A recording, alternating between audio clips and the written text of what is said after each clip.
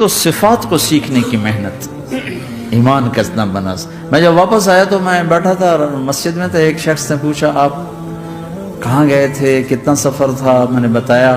کہنے کہ آپ نے کیا سیکھا؟ وہ نمشق آپ نے کیا سیکھا؟ میں نے کہا میں نے اپنی مرضی کے خلاف کرنا سیکھا۔ کہا ماشاءاللہ ماشاءاللہ، آپ نے بہت سیکھا بہت سیکھا۔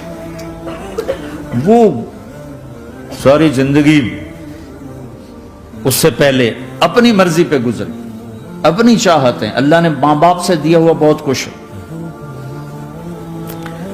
لیکن جو میری بنیاد بنی وہ سفر تھا جس میں روز لڑائی ہوتی تھی۔